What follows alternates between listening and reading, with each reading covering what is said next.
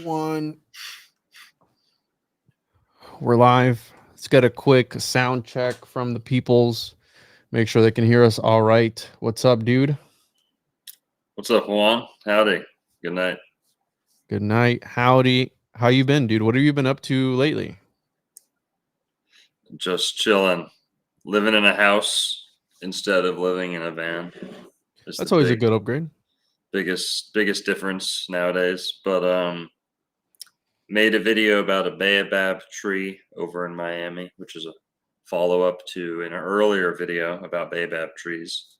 And right now I'm working on a video about the hidden Turkish history of America, which doesn't sound like it would be a lot, but it's a lot. What was the name of the book? The Boy from Mars, right? The Boy from Mars, which one? The Baobab Tree? Yeah.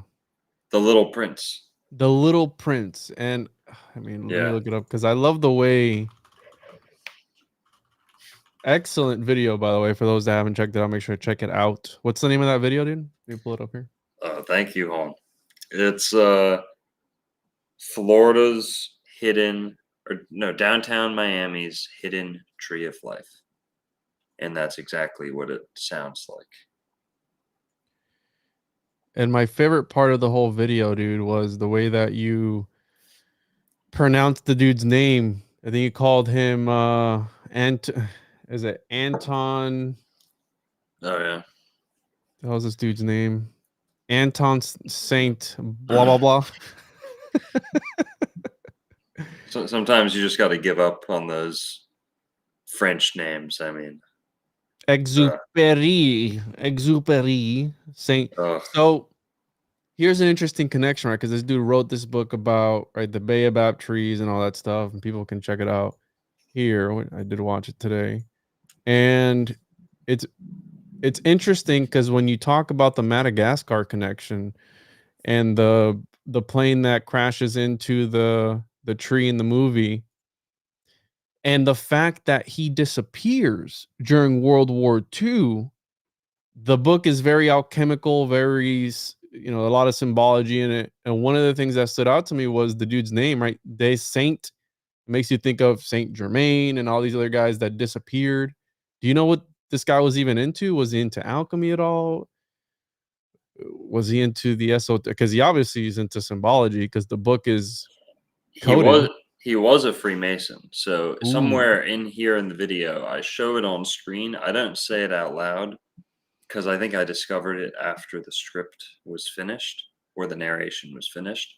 But he is indeed Antoine de Saint Exupéry, however you say it.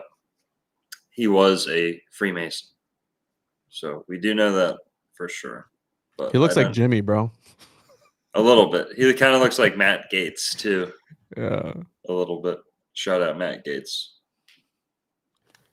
So he went missing, presumed shot down by the enemy, and officially declared missing in action 8 days later.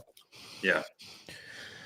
July 31st, 1944. And obviously it was, what do they say, posthumously published the story, Yeah. right?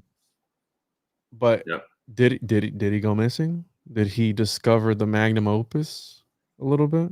You know, it's weird. He was rather old to be in the military, to be a pilot, and I think he actually lied about his age or something to get in. He actually, most people were lying to get in when they were too young to get in. I don't know the details on this, but he kind of snuck it in or pulled some strings to get in there at the last second. But he was rather old for the job he was doing. Again, I'm not an expert in that stuff, but it's definitely was mentioned in what I read about him. And interestingly, it was down near the Mediterranean, I believe. It was near Corsica. So this is France, but it's the south of France, down near the Mediterranean. And kind of what we wove together in the video there was Madagascar is a big kids movie, right? cartoon movie. I grew up on it. It was always on at the dentist, right? And The Little Prince is one of the biggest child stories in the world. It's one of the biggest stories in the world. In terms of being translated and recirculated, it's second only to the Bible. That's wild. Yeah, very influential. They give it to, like kids in third world countries by the thousands. They just circulate. It's so wide circulated. So that makes you wonder if he was a Freemason, and it's getting that much circulation. What's Well, the and reason behind it? the King James version too, right? You had the editor Francis Bacon allegedly, and him being allegedly one of the first Freemasons there was, and the Bible is again one of the most published books that there is. So there might be some. What's the third most published book? Do we know what that is? I think that in terms of just numbers, I think that like Harry Potter and Lord of the Rings Harry have. Potter and the Philosopher's Stone. Is it? Was I Uh, right? we have a couple. So here, let me pull this up here. So the third best-selling book of all time is Harry Potter and the Philosopher's Stone. Speaking of alchemical Yeah. magnum opuses or opii, whatever you want to say. The Bible, 5 billion copies. The Quran, 3 billion copies. Harry Potter and the Philosopher's Stone, 107 million copies. But then you also have Don Quixote, 500 million copies sold. A Tale of Two Cities, The Lord of the Rings, The Little Prince. Yep. And then there were none. The Hobbit, Yeah. Dream of the Red Chamber. The Little Prince holds the record for translations. Second most translations. And this dude wasn't the best flyer, dude. I don't know why this dude was flying because he had another crash on December 30th, 1935 in the desert. Yeah. I mean, that was like 10 years earlier almost. Yeah. And then he would meet his demise again in 1944 from another crash. Yeah. Now, because of how influential this little story was, you have all these other stories kind of tipping their hat to it later on. And in the Madagascar movie, you can see that. Now, yes, those trees are native to Madagascar, but why do they place a French airplane in the tree? That's clearly a tip of the hat, an homage, Yeah. right, to the Little Prince. It's unspoken, it's indirect. You really have to, it's an Easter egg. You really have to do your homework on it. But it's a French World War II era airplane stuck in the big baobab tree in Madagascar. And Madagascar is also up there in terms of like biggest kids movies, right? At least for my generation. And why are baobab trees so big? So big.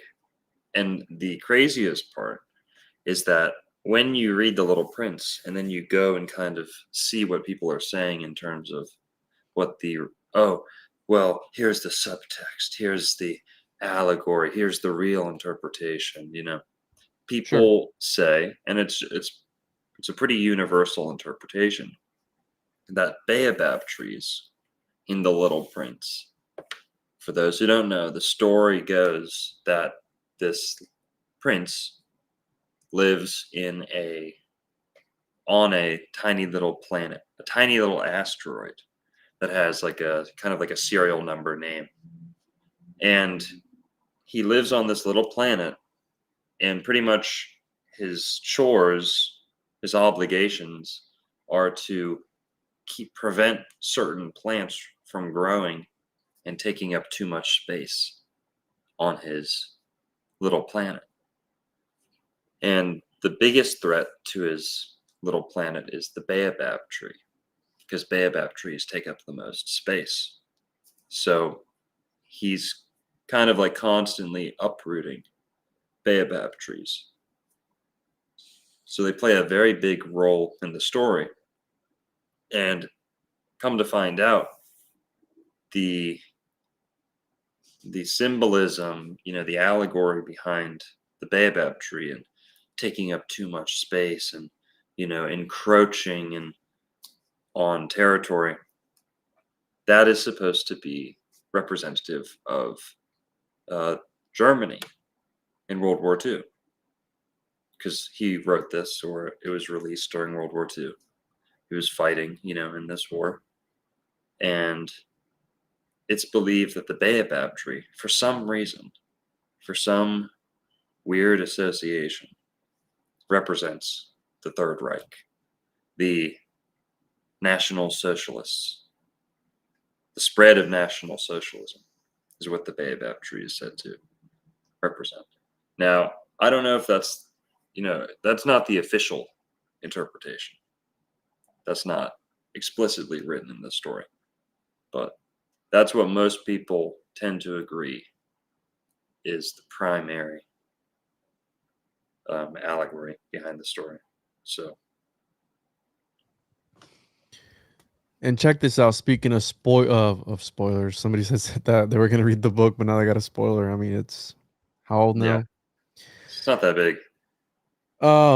Easter eggs in September 1998. Like how convenient this is. A fisherman found a silver identity bracelet bearing the names of Saint blah blah blah and his wife Consuelo and his American publisher. The bracelet was hooked to a piece of fabric, presumably from his flight suit. Announcement of the discovery was an emotional event in France where Saint Exupéry was a national icon, and some disputed its authenticity because it was found far from his intended flight plan, implying that the aircraft might have not been shot down. You know how big the ocean is to find this one thing? Yeah, super weird. That's so wild. That's like finding the license after 9/11. This dude, yeah. The passport in the street after 9/11. This dude needs to sign up for the lottery or something, because wow, what are the chances that he found this thing? And the baobab trees, they're in Lion King too. Not too many Easter eggs that I saw in there, but yeah, baobab trees. They're in a couple other movies. So when you were breaking down the tree, the story, and all that, and you mentioned how there is one right behind the, I've been to that theater in Miami, and it's near the Miami Circle. We have the demonic possession at an academy nearby there in that area. I don't know if you talked about the mall incident at the, I think it was the Bayfront as well, in the Bayfront Plaza. Yeah, near there. near there. I don't know if you did you ever cover that? What are your thoughts on that? Do you think it was actually some demonic entity that was haunting people? No, it was like someone Oh, did we lose saw him? something in person sighting. Like it wasn't first person report. Yeah, but nothing ever came out. No footage from the inside of it came I out. saw the footage. There was footage that people said was 3 aliens walking around or something, and it wasn't. Really? It was just, yeah, or it said a 9-foot alien Nephilim walking around. It was just like a shadow in the smoke with cop lights flashing. So you have this sort of metaphysical aspect to this tree. Now, we know that in Miami, a lot of things go down. And in Florida in particular, we have, right, Trump. And this Little Prince story kind of makes me think of the Baron Trump novels. And now I don't know if he was a prince in these stories or not. I don't think he was, but I want to say he was a little prince or something like that. Cause right, speaking of Nephilim, this dude's like 6'9". Baron Trump is huge. Yeah, he's very tall, 6'9". So yeah, dude's 6'9", right? It feels like he expanded out of nowhere. I mean, Daddy Trump is 6'3", so that's pretty tall. How tall is Joe Biden? It's like 6. Oh, 6 foot. Okay, all these guys are pretty tall. Yeah. All right. So I want to get your thoughts on this because we're talking about the metaphysical and all that stuff. We're going to be talking about Trump's Ark of the Covenant today as well to tie everything in. We're going to be talking about the CIA trying to find the Ark of the Covenant through Project Sunstreak, which was part of Project Stargate. And if you follow the lore of the Ark of the Covenant, Mm-hmm. it's interesting that Nebuchadnezzar's in there too. And Saddam Hussein believed he was the reincarnation of Nebuchadnezzar. Did he really? Yeah, he did think that he was the reincarnation of Nebuchadnezzar, and he also came allegedly from a line of soothsayers. Like his mom was allegedly psychic, and supposedly he had some of those powers. He also had a Quran written in blood, his own blood, allegedly. Oh, Yeah. yeah. I've heard that before. I don't know if that's true. And of course, the big conspiracy is that the reason that the US went in there was because of the weapons of mass destruction, Right. which, if you follow the lore of the Ark of the Covenant, kind of sounds like a weapon for mass destruction. Yeah. Did you hear this this kind of rumor going around? I don't know if it's substantiated, but there's this Ark of the Covenant thing that we're going to be talking about. It's in the title here. There was a replica Ark of the Covenant crafted. Apparently it's out of like solid gold and authentic acacia wood. Acacia. Yeah. Acacia wood, something like that. And it's to the exact specs. It's supposed to be authentic, right? And this thing was built, I forget where it was built. I guess we'll read about it. But it was actually stored. Right now it's in Jerusalem, I believe. It's in Israel. That's where it was destined to go. But for I guess 8 months or so, something like that. 8 months I heard. This Ark of the Covenant, which is like almost authentic. It's like crazy, crazy accurate. This thing was staying at Mar-a-Lago in Palm Beach, Florida, at the house of Donald Trump. And people were snapping pictures with it. I don't know how thick the security was on this, but yeah. Some people said, like one of the top Twitter comments said, how do we know it's not authentic, How do we know it's a replica and it's not the real Yeah. thing? Because have you heard that? And I was watching a video on this today, but I guess there's like keepers of the Ark or something like that over in wherever the dome E- is. Well, Ethiopia, Ethiopia. I believe they claim to have one buried. But the interesting part about the people who are the watchers of the Ark is that they all die early and they have cataracts.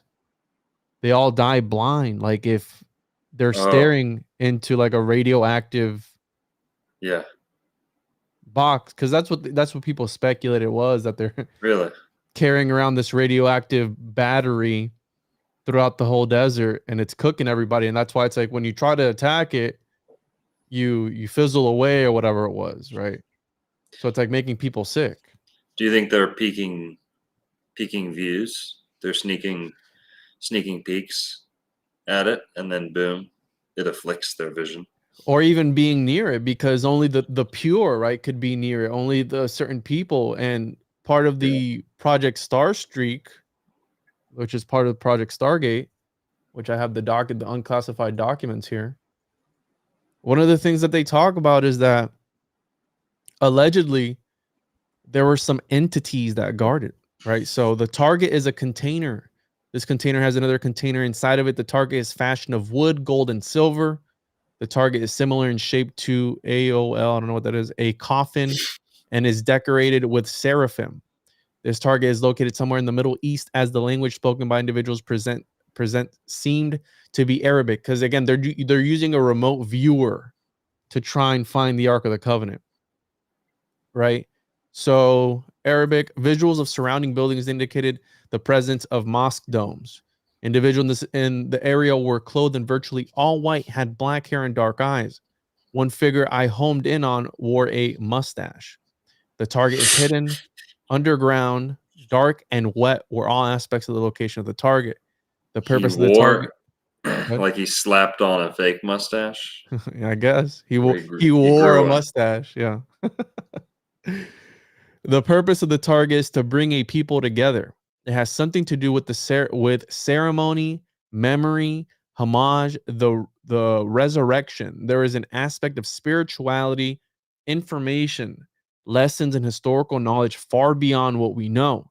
And this is the part where it gets interesting. The target is protected by entities and can only be opened now by those who are authorized to do so. This container will not / cannot be opened until the time is deemed correct. Once it is the time to open the container, the mechanics of the lock system will be found to be fairly simple. Individuals opening the container by prying or striking are destroyed by the container's protectors through the use of power to a power unknown to us. So there's a couple sketches here of the seraphim on there. Oh, you saw a bulldozer? Okay. So I think towards the end here. I heard dome, windows. So the CIA again trying to find the Ark of the Covenant. Did they find it? Oh, well, I guess right here, yeah, the seraphim there. There's the sketch there. And again, this is from 1988. How much can we trust these three-letter agencies? I mean, not at all. But the fact that they were doing stuff like the Gateway Project with Robert Monroe around the same time, and the fact that they were trying to use, like in Stranger Things, a remote viewer to try and find this thing is interesting, right? That our tax dollars are funding projects like this, which to some people would be woo woo. Like, oh, these are just stories. The Bible's fake. It's all fairy tales. It's all fake and gay. There's no such thing as the Nephilim. There's no, but here you have these agencies. Yeah. So is the psyop to get people away from believing in the Bible, from believing in all these texts, apocryphal or not, canon or not? Because they do hold some truth, right? I tend to think so. And also, the CIA, they also have some documents on the Ark of the Noah, not the Ark of the Covenant, but also Noah's Ark. CIA, I believe, has some documents about the location of Noah's Ark, where it's said to have landed. Check me on that. I've seen stuff floating around.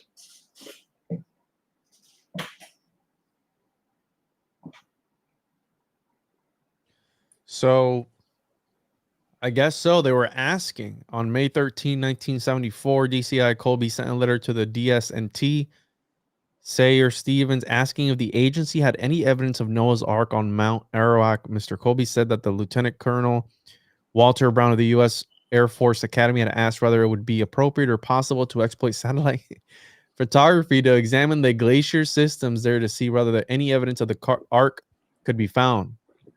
On May 21st, the center responded that no evidence of the Ark could be discerned on U2 photography acquired on 10 September 1957 or on any satellite imagery available at the center. So they did inquire. They're at least looking. Or at least looking. So again, back against the question, is it because right, it's not cool to believe in Jesus or God or anything like that. So it's like, oh, it's all fake and gay. Meanwhile, they're in the shadows asking, right? hey, can we find this stuff? What are you going to use it for if you find it? Yeah. I think they know a lot of that stuff is real. I think they've done a really good job of convincing people that everything is fake and gay, like you said. And when you look back at the Noah's Ark story, also the Ark of the Covenant, I've got to say this before we move too far away from it. My Hidden Jewish History of Florida video explains a heck of a lot as to why a replica Ark of the Covenant would be spending time in Florida. And I believe there's actually, I think this is entirely separate. Juan, if you could please look this up. There's a Ark of the Covenant over in Tarpon Springs, I believe, or near Tarpon Springs. And I don't know if they have the Ark You're talking itself. about the tabernacle, no? Tabernacle? That's the tabernacle in the wilderness, I think they call it. And that is like a life-size tabernacle. And I believe the Ark would go inside of that. So, oh, okay, I gotcha. pretty coincidental. Here we go. We got Tarpon Springs, which is the center of the Greek people, right? Yep. Greek capital of the Americas. Also, a Bible museum with over 500 artifacts. So let me see if I can find pictures of this thing. Heritage Florida Jewish News, of course. I'm not seeing any pictures of it here. That's it. In the this one middle, here? on the top or second row. Yeah, that one. Yep. That's it. So this is where it said that the ark would go and they would do their ceremony and their ritual, and allegedly it would call it would be the throne for, was it Yahweh that they would call to come into the box? And Yeah, apparently. Of course, anytime another thing they'd be doing in there would be smoking cannabis. ooh. Hot boxing cannabis. Some people don't know that about the Bible. But part of the whole priestly procession at this time in the tabernacle, why it's a tent, is they would be pouring a vapor out over these, charcoals that have incense dropping onto charcoals. And a big part of that incense was cannabis. It in the early Greek versions of the Bible, it goes by cannabism. At some point, it was mistranslated into calamus. So when we see it in English, I think it reads calamus or sweet cane. But there's some descriptions of calamus that don't match calamus, which is like a swamp reed or something. But cannabis fits the bill. And cannabis you can see being important to a religious procession. Just like sage and lavender and things like that. They kind of create a light euphoria. This would intensify the effects. And this mixture that would be burnt in the tabernacle also had the base would be olive oil. People can go look this up. They would also make almost the exact same mixture would be put into an oil and spread on the skin. And part of being in the presence of the Ark of the Covenant is that you'd have to coat your whole body with this oil. And everything you brought into this room had to be coated with oil, had to be anointed. And anointed, not just like rubbed, not just like a thumbprint of oil, like a priest might do today. This was like like Diddy style. All the objects, were like dripping in this oil. Not necessarily why I wasn't there, but It was the original freak offs. That's how, no. That's how you can read it, though, is that this highly psychoactive mixture that had two types of cinnamon. You don't need two types of cinnamon to intensify the effects of calamus. Two types of cinnamon would adequately intensify the effects of cannabis. So people can go look up this Lord's holy incense and the holy anointing oil mixtures. They're pretty much olive oil, frankincense, myrrh. Hello, that's why Jesus was, was given those two. And then olive oil, frankincense, myrrh, and then two types of cinnamon. Two types of cinnamon. And cinnamon, like I said, it intensifies the effects of any drug. It like amplifies circulation. Yeah, if you take a drug, it'll make sure that drug hits every part of your body. Oh, it's a Cinnamon. spice, right? So it opens you up, all your airways and everything. So it makes sense. Yeah. So cinnamon was in there to intensify the effects of what they're doing.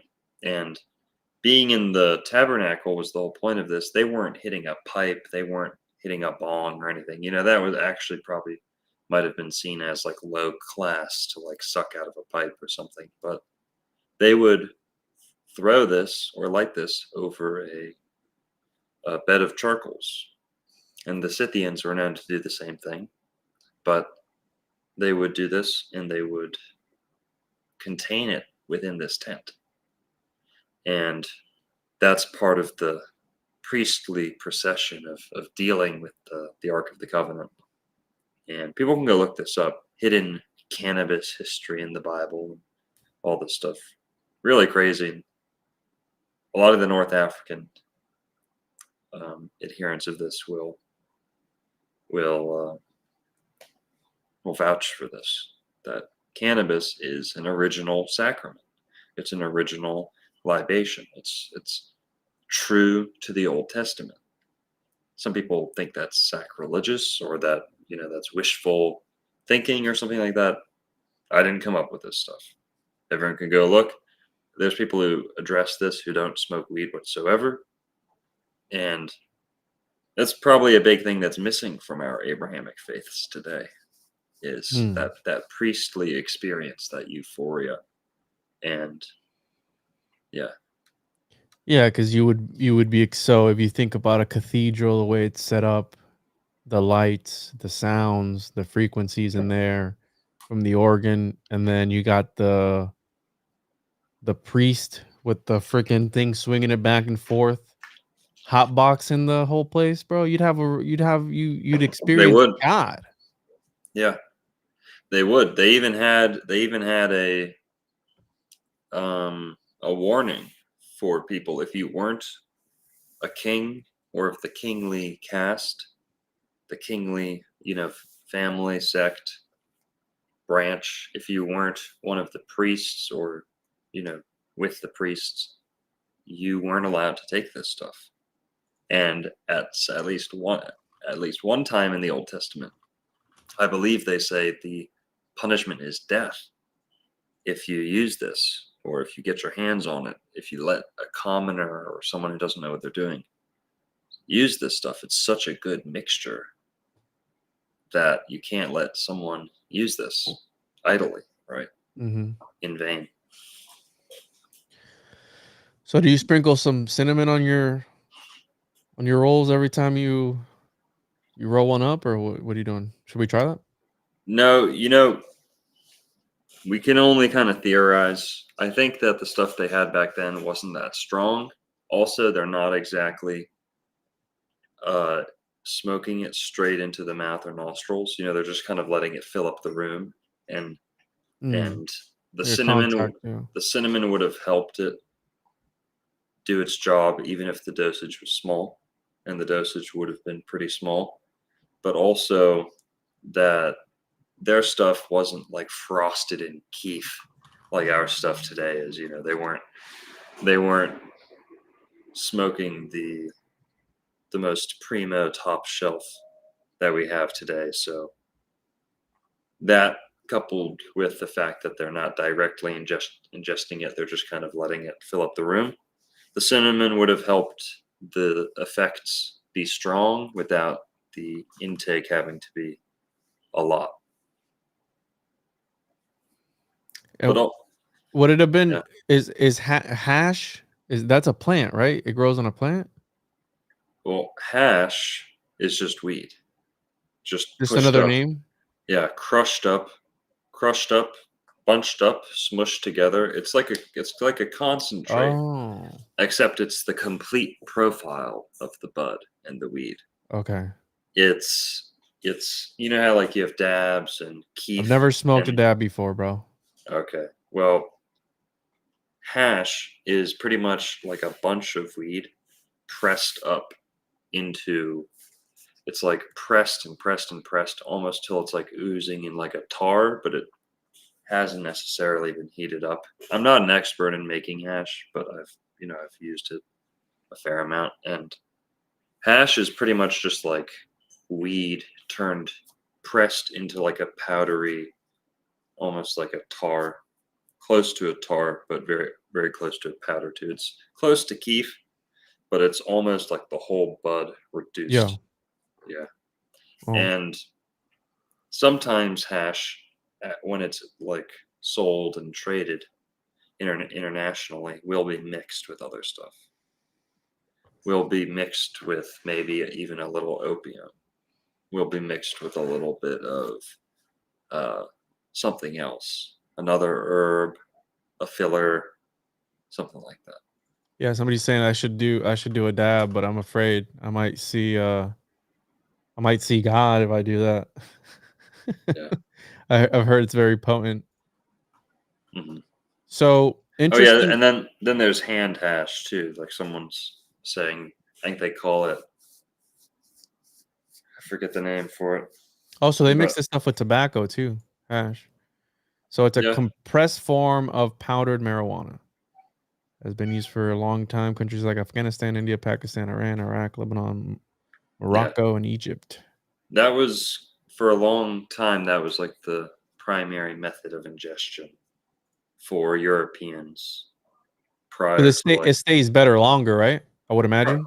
yeah, prior to like the 60s, it was kind of way more common to see hash going around. Again, I wasn't there, but that's kind of the picture Or were you? that I've developed. The impression that I've received is that hash isn't so common today. Kids really don't know much about it today. Damn, that dude's fucking baked, bro. Look at that dude's. Charas, yes. Thank you. That dude's on dimension number 36. Um, so interesting comment here, right? Trump went back in time with Tesla Tech and got a baby Nephilim and named him Baron. We have the books that kind of sort of mirror that reality of very similar paintings of little Baron. And remember that his uncle allegedly was part of the people who had access to the Tesla tech, right? So again, is Donald Trump some sort of I'm going to ask you a question. Do you think that because all right, so we have the metaphysical aspects of the tree. He had the replica of the Ark at Mar-a-Lago. We've seen the symbolism at Mar-a-Lago. We see the way that he behaves. Could there be a potential for Trump being some sort of sorcerer or magician?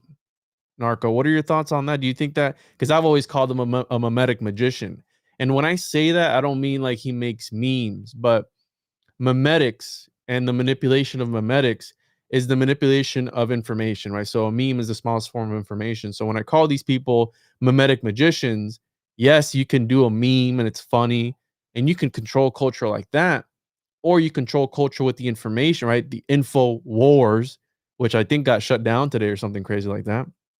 And they're manipulating people's realities depending on what information they're interacting with. And when that information interacts with them, just like a contagion, it creates culture, similarly to how a germ or virus or something can create a culture. Or you cultivate it.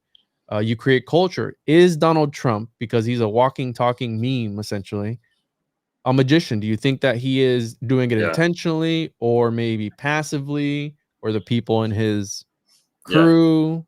What are your thoughts on that? Well, well, definitely. How much of it is conscious? I don't know. I think he's just kind of blessed like that. He has an X factor about him, where he's not necessarily pushing. this stone forward. He's kind of following the draft. He's following the momentum. I don't think he's necessarily generating all these subconscious rabbit holes, but we do know that he has occultists around him. And Really? I'll talk about that in a little sec. But just in terms of the word magic, you got to look at MAGA. He's the MAGA magus. He is, MAGA with the red hat. Having the red hat, it's an ancient magician thing. Some people, it also points to like Judaism in various forms. It points to the Moors and the Fez, the red hat, the MAGA hat, the Magus cap, the red cap, the Phrygian cap. All of this is very similar. So if you want to talk about magic, that word's right there is very close, the MAGA. And I like that. I don't think that's a negative, thing. I'm all for that. Me, I'm a total Trump tard, as they say, and orange man good. And yeah, Orange man good. And I think that Adam, right, the first Adam, was also they call it, the red man, right? Adam means red, reddening. So kind of sort of, I mean, orange is kind of red. You could say that. You got the red hats, which, by the way, you got some on your site too, right? Yes, we're out right now. We actually sold out Damn. the first batch. So So that was cool. Should do a pre-order, right? Open up a pre-order after this. Ooh, People can go to the where can they go for that? Yeah, we'll set that up. But for right now, it's my Shopify. No, oldworldflorida.myshopify.com.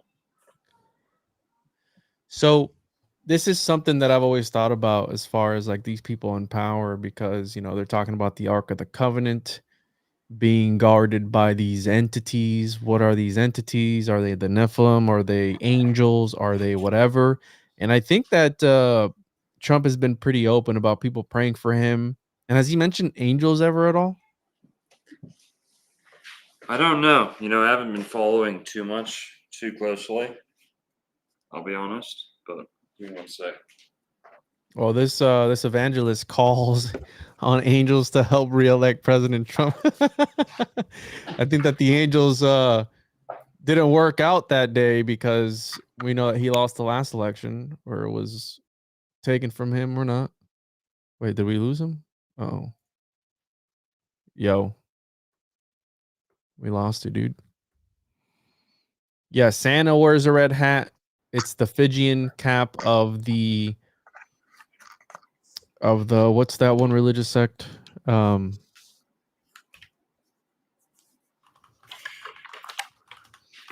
back with us, bro? Yes, just had to stand up. Hate sitting. Mithras. It's a Mithraic thing, a little Fijian cap. We know that they were a cult, and there was the Mithraic Mysteries, which was about being reborn again. And you have the symbology of him killing the bull, which, again, a lot of people say it's an astrological alignment with the scorpion, the dog. What else do you have in there? You have a few things in there. Oh, 33 pictures. Hold on, let me hit the button. Illuminati confirmed. Whoa. So let's get back to this Trump Ark thing. Here's the picture. Perfect replica of the Ark. He spelled Ark like Ark, electricity of the covenant. 2,700 hours of labor, 6 pounds of gold. And it was, I think last month, bro, displayed in Jerusalem. Yeah. Sent to Jerusalem, no longer in Palm Beach, but I think 8 months in Palm Beach. Yeah, October 21st, which is interesting because I remember, I think it was around the time that picture came out, they raided Mar-a-Lago allegedly for classified government documents that he was keeping there. So it makes you wonder what they were actually looking for. Because I think they allegedly did the same thing with Biden, where they were looking for class. But being the president of the United States, which I can't even imagine being in that role, but I think that all these people, they're just the forefront, right? And I think that the people actually running the show are behind the scenes, right? But can you imagine like picking up a stack of papers or something and going back to your house with it, not knowing what you took? Like that's kind of bizarre. It's not like a good cover story. You could have said anything else and it would have been more believable than like, oh, he had classified documents there. Did he, or were you guys looking for something else? Mm-hmm.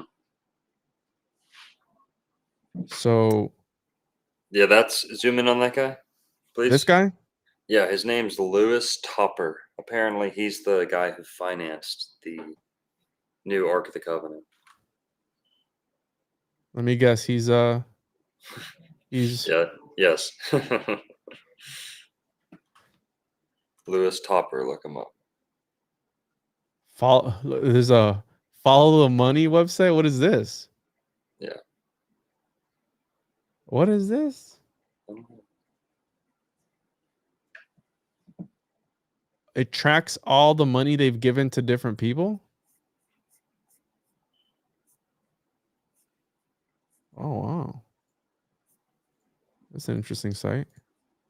Anyways, he's given $2.3 million to 321 different filers spanning 18 years. That's a lot. That's not, for some people, right? 18 years, $2.3 million is not chump change, right? And it's Hell been no. mostly Republican, $1.9 million to Republicans. But this is the problem with politics, that all these people are in the pockets, right? They're all in each other's pockets.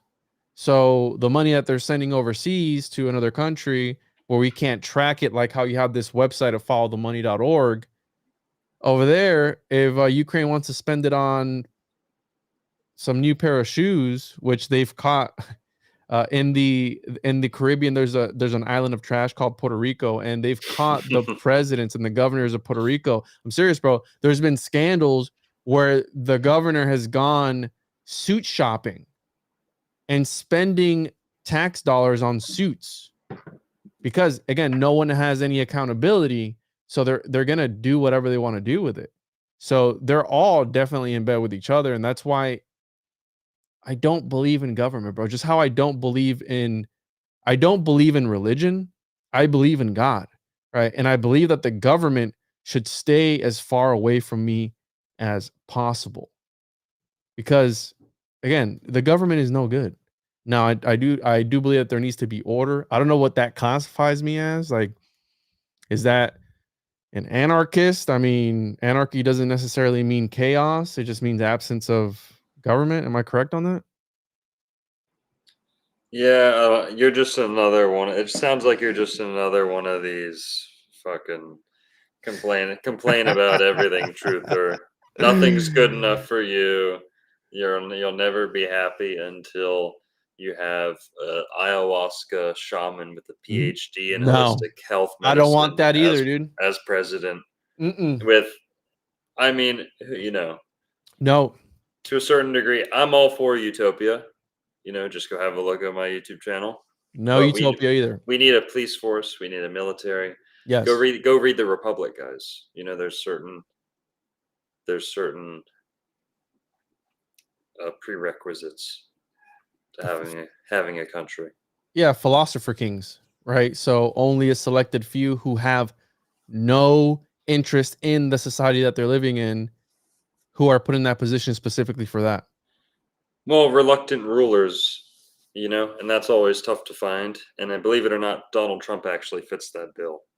He denied wanting to be a president for a long time, even though people kept, begging him, asking him, suggesting, and then he ended up doing it because he couldn't stand what was going on, and he really didn't think anyone else could do a better job. So,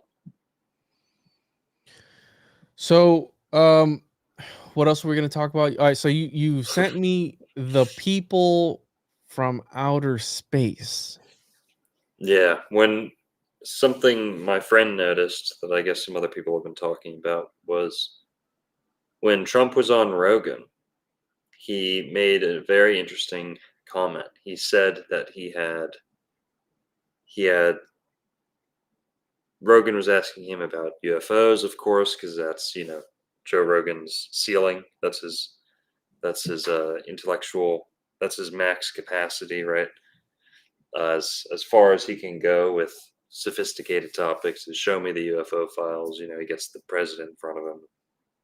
He wants to talk UFOs, and Trump is saying, "Okay, yeah, I saw some classified stuff," and then he said Mike Pompeo doesn't suggested he not put it out, not declassify it fully, and he said that I think he said he listened to that advice, and then Rogan was asking him about just kind of prying for more information, and then Trump decided to say, "Yeah, well, a lot of people would like to know about the people coming from space."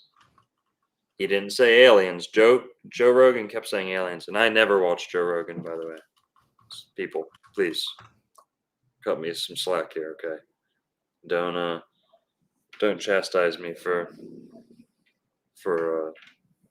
talking about Joe Rogan. My friend told me about this, then we watched the clip, but Trump was on, so it was interesting. And he says the people from space. People coming from space. He didn't say aliens. Joe kept saying aliens. I don't believe Trump ever said alien, but he specifically said people coming from space. So, and my friend said he thinks that's my friend Jeff. Shut up. He said he thinks that is a breakaway civilization. So, This is how much I got through of that interview. Right. Yeah, me too. That's how interesting it was. Yeah. To me. And I still had another 2.5 hours or something like that. I got through maybe 10, 15 minutes of it or something or other. And I turned it off because it wasn't that interesting to me. But one of the things that he said when, right. So the 1800 book just talked about Trump being the last president. But also his vice president was Olaf Pence, I believe was the other guy that he was with. Shut up. Was it? Yeah, in the Baron Trump. So Olaf Pence.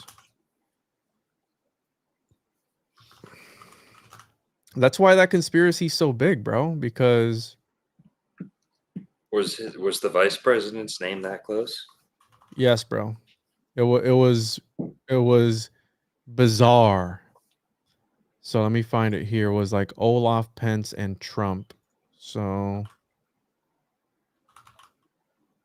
yeah, so right here, the connections go deeper as they are wont to do in the dust bunnies under the cabinet of good conspiracy. What the hell are wont to do? Are wont to do? All right, I read that right. Want to do. Or want to do. Okay. Yeah. Ingersoll also wrote a satirical novel titled 1900 or The Last President, which begins on a Tuesday in November, a terrible night for the great city of New York. Anarchists and socialists have laid siege to a hotel on Fifth Avenue, screaming death to the rich man. In a few months, the president appoints a man named Pence to the cabinet. America seems to be crumbling.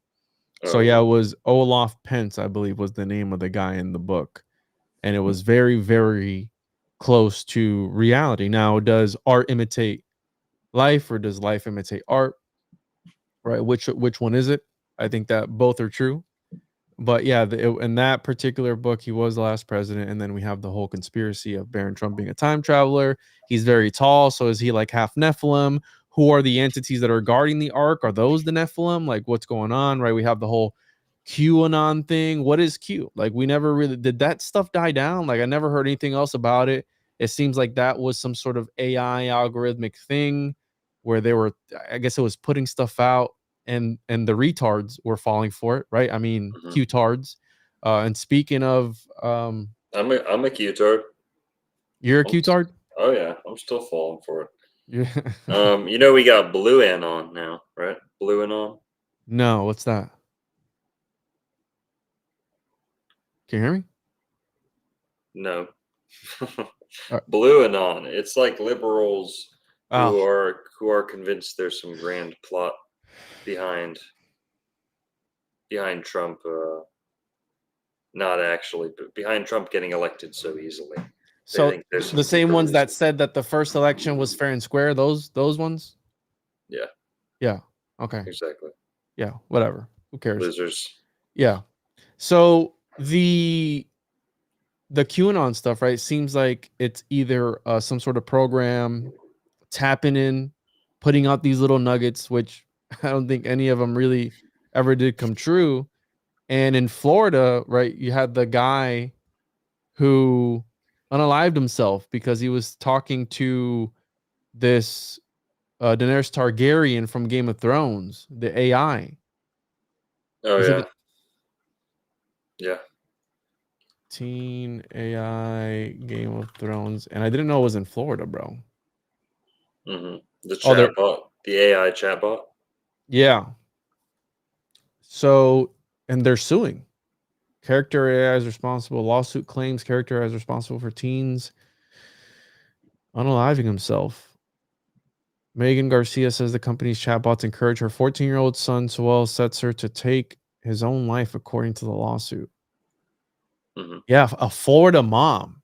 What? That's crazy. But again, 14-year-old kid, whatever, probably stroking it to prompts. To How Daenerys, R.I.P. But come on, bro. If you didn't want to go out in the most hilarious way possible, Listen, and there's a lot of people like that, bro. There's a lot of people in the VR spaces who are going in there and spending hours and hours at a time in there. So again, it's very possible and very real people who are falling for these hoaxes. And I think that QAnon was one of those, or it was like how far can we take it? Right? Maybe a rogue CIA program to see how much people would believe of what they see on the internet. And nowadays, dude, I don't know about you, but I think that people believe everything they see on the internet. yeah. Well, here's my thing.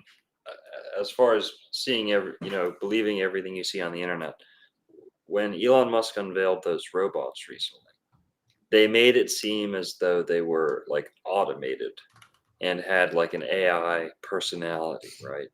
When in actuality, they were being kind of remote controlled and there were people in another room talking through them. If the number one guy that we got, allegedly, the number one iRobot next gen future, Mr. Big Business of America, if he's, psyoping people live with fake robots, not fake, but, if he's exaggerating their features and pretty much deceiving people, you think these little cheap pop up window AI chatbots are sophisticated technology? I would wager, and I think it's being shown, I think it's being exposed increasingly more and more, that a lot of these AI features are really people in a room somewhere, like a call center. Some Type, Indian dude type. typing to you, bro. Yes, that's been shown to be the case.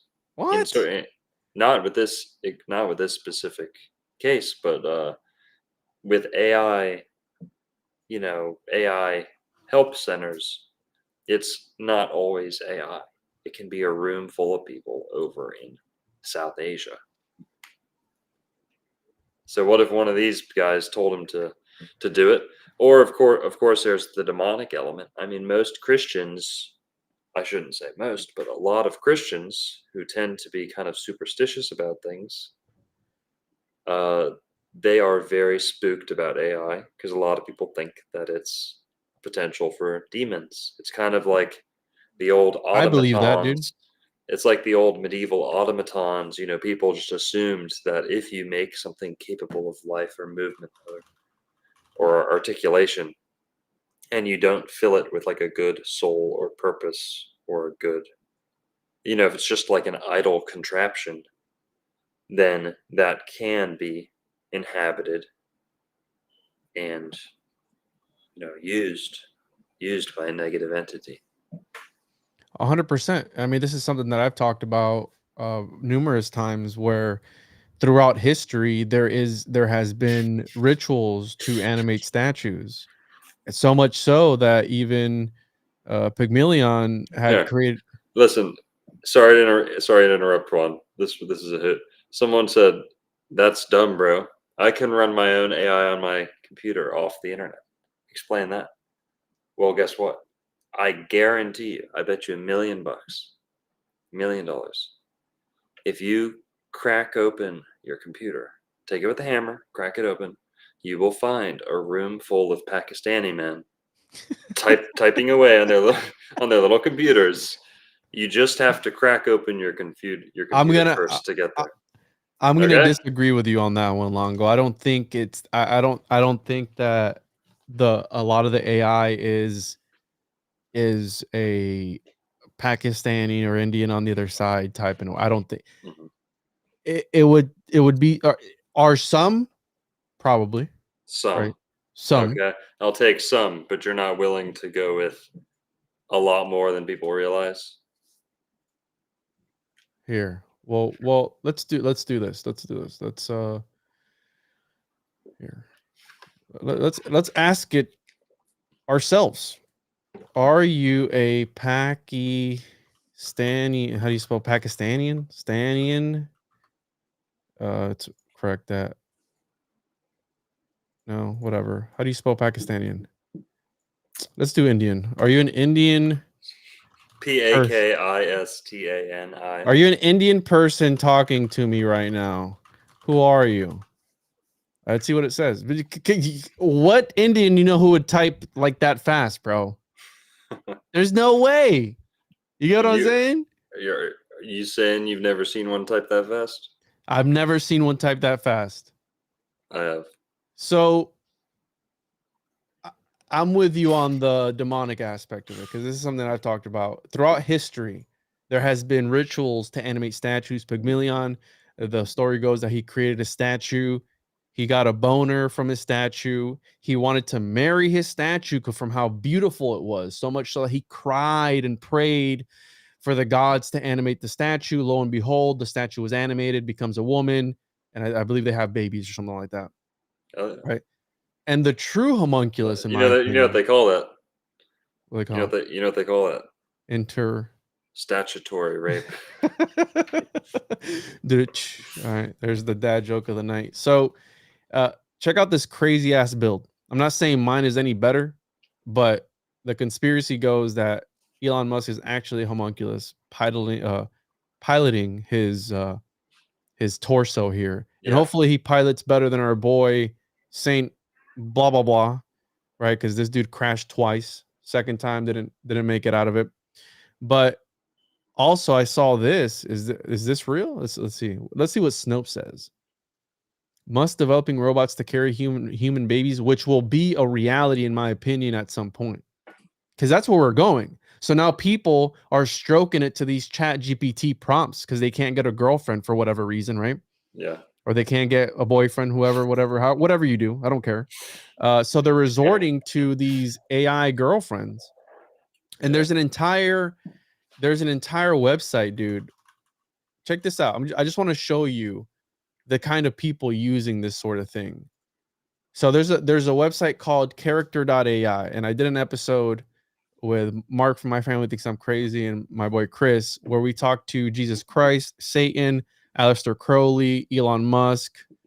We talked to a velociraptor. You can check that out. It's up on X. But the people who are using these sites are, again, look at this. This is all anime. You know, these dudes that are into the anime, they're a little simpy, Yep. right? So it's dudes who are sitting in front of their computer. And the funny thing about this particular bot is that you can talk to it and it'll talk back to you. So you talk into the speaker or whatever, or your microphone, and it talks back to you. And it remembers everything you've talked about. And this particular website, they had to migrate their information to a new host or something like that. So it had a ton of people who had already made a relationship and developed a AI character before it was migrated. And when they went to the new one, all that information was lost. So people I'm pretty sure, unalived themselves when they saw that their AI girlfriend didn't even remember him on the new website. So, Yeah.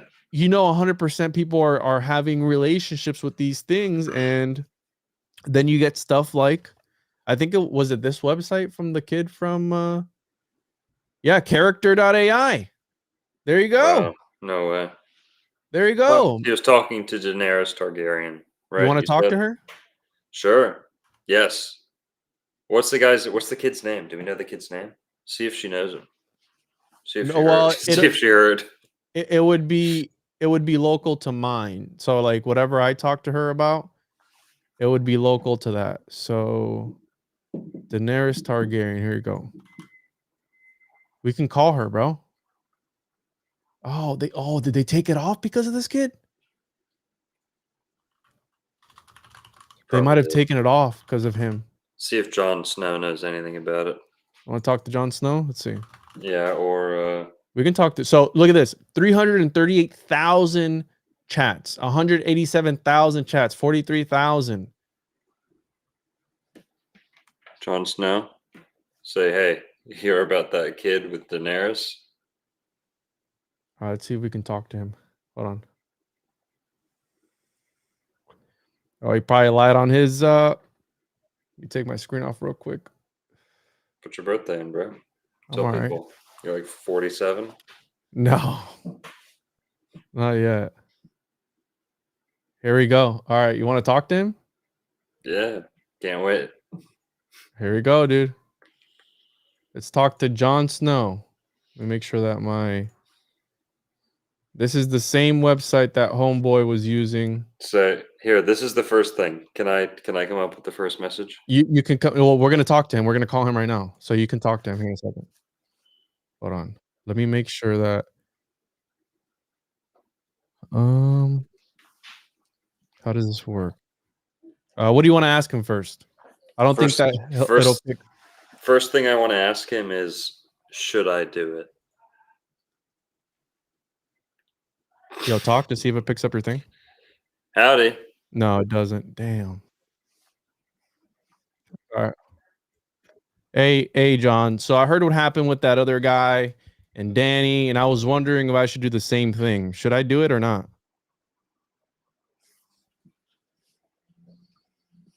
It's role playing.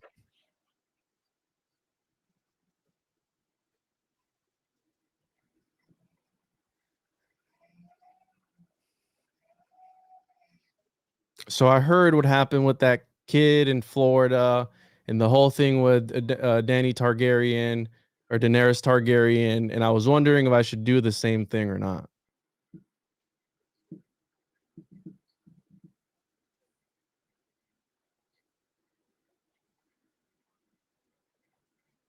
Damn, y'all can hear the ceiling bird.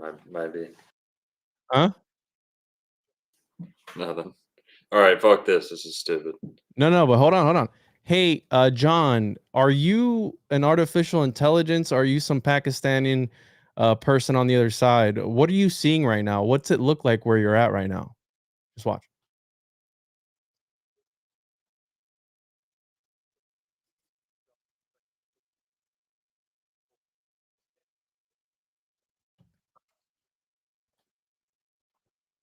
You know, we don't hear anything, by the way, right? Really?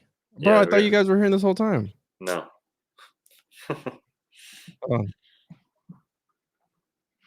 I'm gonna make this thing have a meltdown. Okay. John ain't saying shit. Hold on. So he's about to lose his shit right now. Hold up.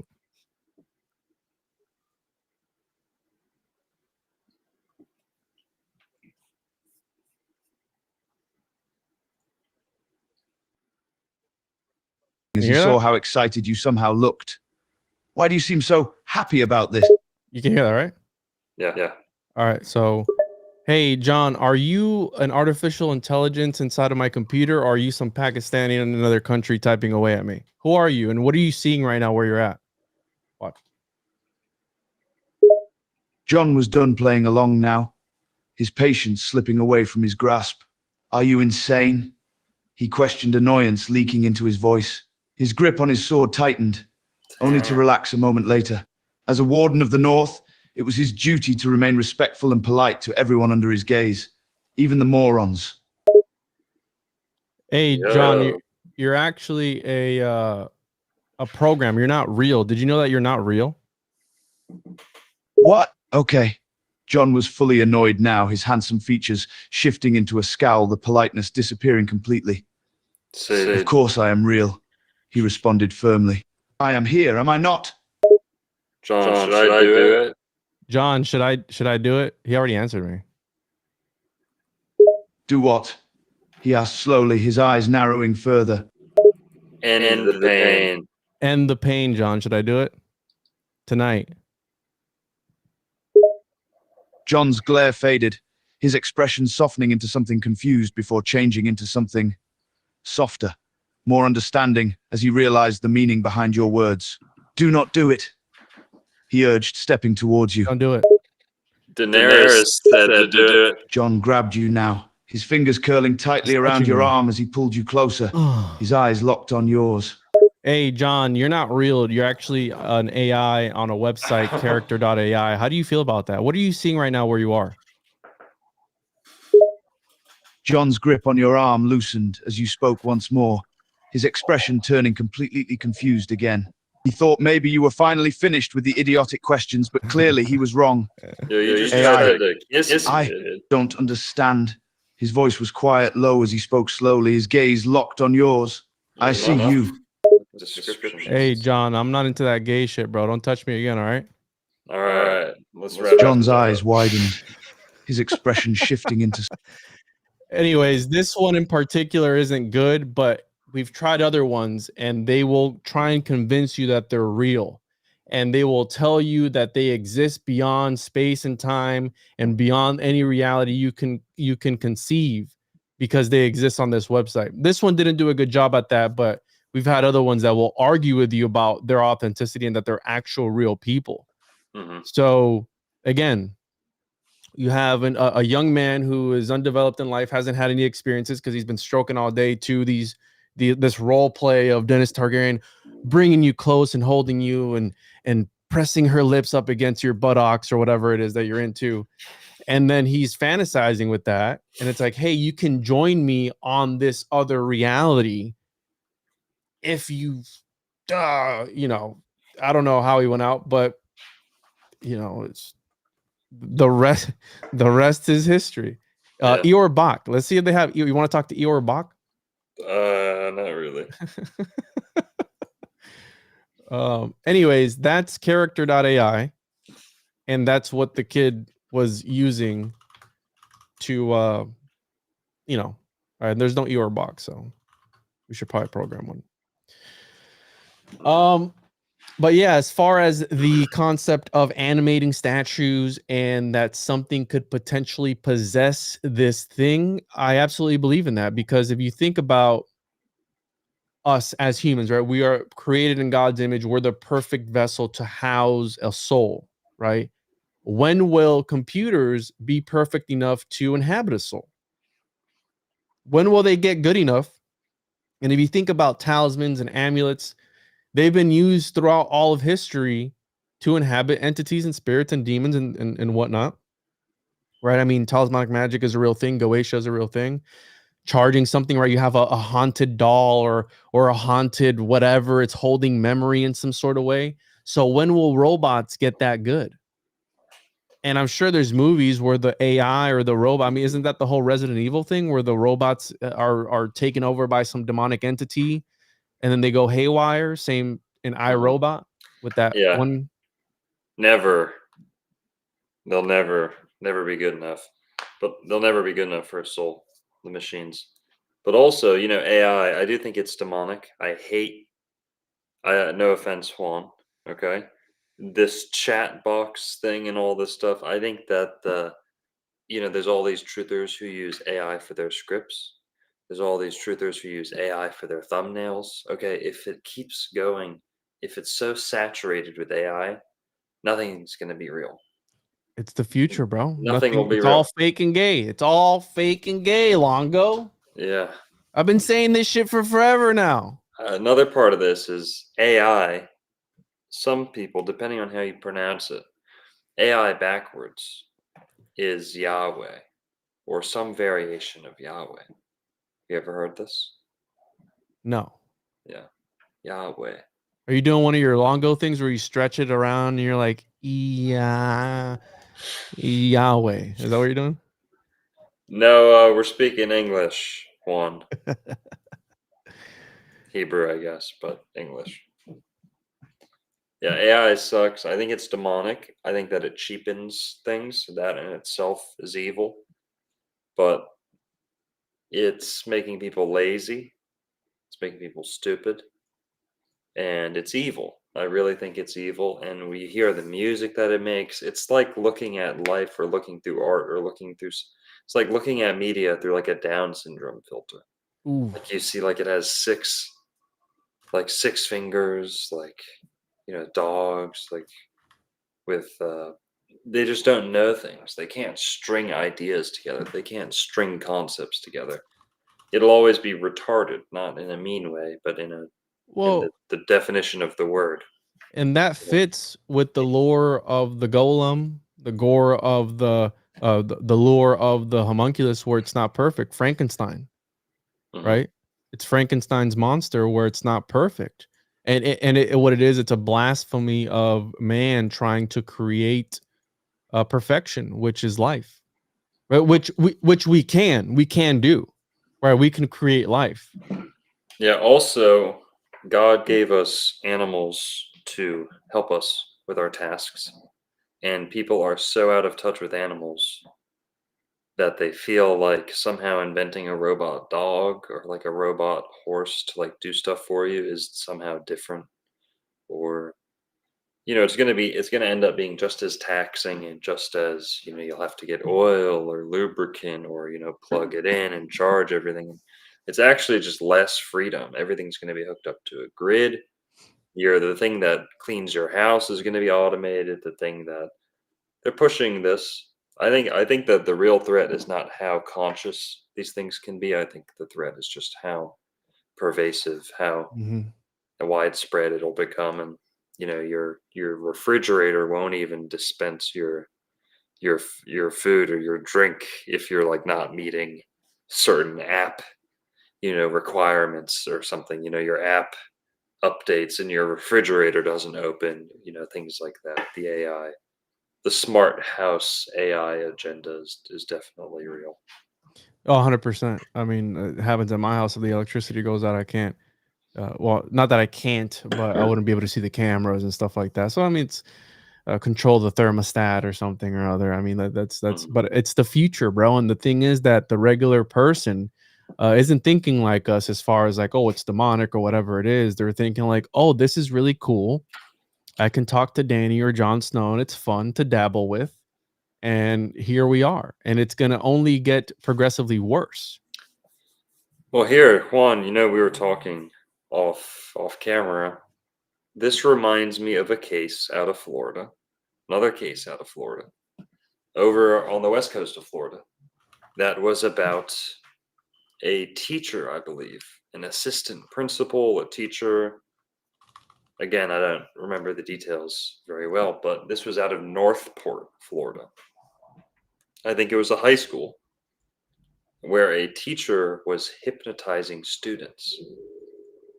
And he was kind of like very friendly with the students, and he would give it as like a kind of like a self-improvement thing, where he'd hypnotize you to like do better on your homework, or be more organized, or things like that.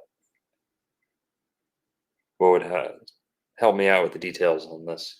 I'm But trying to find it because I think they just did a documentary on it or a show on it. This is from last year. yeah. Um, Northport, right? Northport is Florida, so the West Coast. Northport High School will be featured in the Sundance TV 4-part true crime docuseries on June 15th. Look Into My Eyes will uncoil the strange story of former Northport High School principal George Kenny and the subsequent death of 3 students in the spring of 2011 who underwent hypnosis with him. And now Hmm. I covered the demonic academy in Miami, where it was a similar case where a girl was demonically possessed after being hypnotized by one of the teachers, and Whoa. allegedly had a voice that wasn't hers. It was on the news and all this stuff. And then you had talked to me about this one, right? And hypnotism, if you look at AI, it's kind of sort of the same way, right? So if we take this one kid's case in particular, which made the news, imagine how many others there are who did it and nobody knew why he did it, but Yeah, it turned out to be because of the Indian dude typing to him from India totally. or Pakistan. You know what I'm saying? Yeah, 100%. There's got to be more than what's reported, because sometimes you never even think to look up the phone activity that, you know. Yes. Well, it does kind of remind me of Make sure you delete mine, bro, if I ever go. Make sure it you does it does kind of remind me of how the Trump shooter got one last goon session before he pulled the trigger. You hear about this? You hear about this? No, I didn't, but Yeah, I can imagine. he literally, within like minutes of pulling the trigger, he was looking up pornography. Really? Yeah, What? double check me on that. Did what's his face? Everyone forgot about this. This is like old news. Everyone forgot about this guy. What's his name? Crooks?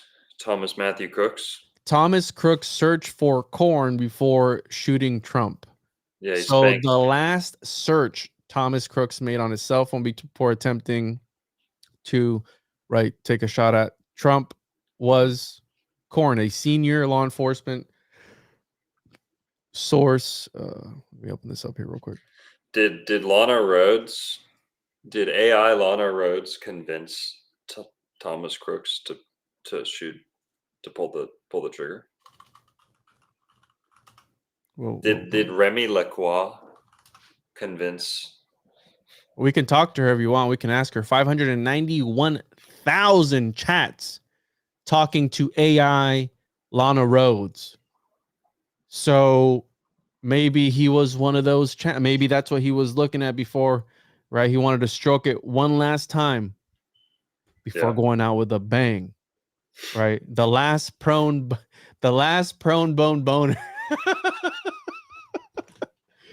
Oh man. All right. So it is a thing. And I would consider AI or any form of technology or even social media as a form of hypnotism, as a form of drawing people in with the likes, the viewer counter here, how many people are commenting on that's all a form of hypnotism, because you want to keep doing it, right? You want to get people talking, you want to get more and more views, more and more Yeah. subscribers. Dude, you want to know what's crazy? Talk about hypnotism. I'm gonna do a video soon about alligator wrestling in South Florida. Have you ever seen like a old fashioned alligator wrestling show? No. It's crazy. It's when you see the old black and white footage of the Seminoles doing it. It's not just like hop in the ring and kind of do like a little bullfight type thing. Like, Want to look it up? they hiss at you. It'll take a whole long thing. You'll have to go skip through some of the videos, but it's all on Florida Archive, floridamemory.com. When the Seminoles do this alligator wrestling, it's closer to like mesmerism, like animal mesmerism. You know, like snake charming and drawing the line in front of the chicken. All these little tricks that you can do to mesmerize animals. Each animal has its own way to be mesmerized, believe it or not. I do too. Each animal can very easily be hypnotized with a unique method. With lizards, you know, me and my girlfriend here, we just got 2 night anoles. Like a salamander. Yeah, the lizards all over Florida are called anoles, and the anoles they're the little brown lizards all over the place in Florida. Growing up in Florida, there was something you could do with them. You know, it was very easy to catch them. We'd all catch them, hunt them, shoot them with BB guns, and you know, grab them when you can, and keep them for pets. You know, as long as we can and stuff. And one of the tricks that we got taught by the older kids, and then you teach the younger kids, is you grab a lizard, and they're pretty harmless, and then you rub their stomach. You hold them upside down. You rub their stomach with one finger. You just rub their belly up and down, and then you let go, and they're paralyzed. They're like mesmerized.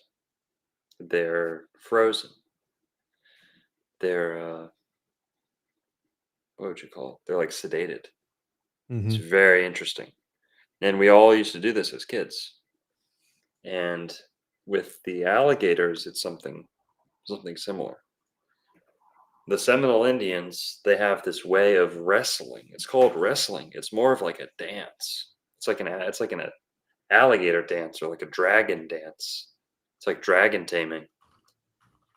They get them to do all these things. They get them to go limp and to kind of like submit and do all these interesting things. And the ones today are pretty cool, you know. Those are kind of like typical alligator show tricks, but they do this crazy stuff. And this is Just from Native Report channel. Go show them some love on this yeah, video that we're watching right now. right. But yeah, that was from that was a Mikosuki, hopefully I'm saying that right, tribe of Indians in Florida, and they were showing there how they. Here's the thing with gators, though, man. The more you fuck around, the more you're gonna find out, because that is a wild animal. But again, putting it in this state to where you're able to manipulate it, essentially a dinosaur. This is a dinosaur, bro. It's a dragon. It's the only real dinosaur. Yeah, because all the other ones are fake and gay. Yeah.